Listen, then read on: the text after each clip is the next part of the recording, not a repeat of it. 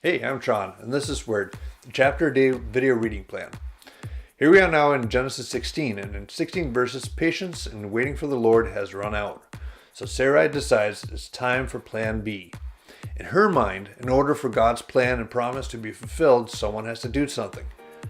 So she decides to give her slave Hagar to Abram for a wife, so there can be a legitimate heir. When Hagar gets pregnant with Abram, jealousy takes over Sarai, and with Abram's full knowledge and approval, abuses her to the point where she runs away. At her lowest point, an angel from God visits her and tells her to return, but that her descendants too will prosper and be numerous. Hagar returns to Sarai and Abram. The son Ishmael is born when Abram is 86 years old. This is how it went down in verse 3. So Sarai, Abram's wife, took Hagar, the Egyptian servant, and gave her to Abram as a wife. This happened 10 years after Abram had settled in the land of Canaan.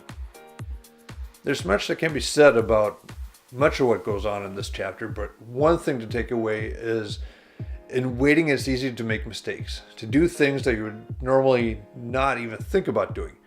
In trying to hurry God's plan along, Sarah not only destroys her own relationship with her husband and the entire life of her maidservant, but in short, it changed generations. In realizing she had made a mistake, she lets Hagar have it, already paying for the decision Sarah had made by carrying her master's child. And he does not care enough about her to protect her from Sarah's wrath.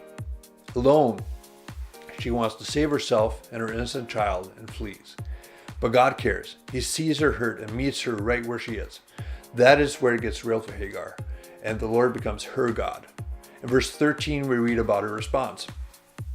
So Hagar named the Lord who spoke to her, "You are the God who sees me." For she said, "Here I have seen one who sees me."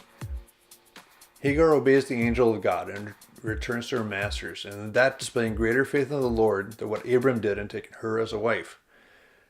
But God is greater than their circumstances. It will take another 13 years for his covenant promise to take seed. The breath of God will change it all. And we will see how in Genesis chapter 17. And that is next time. Until then, Word.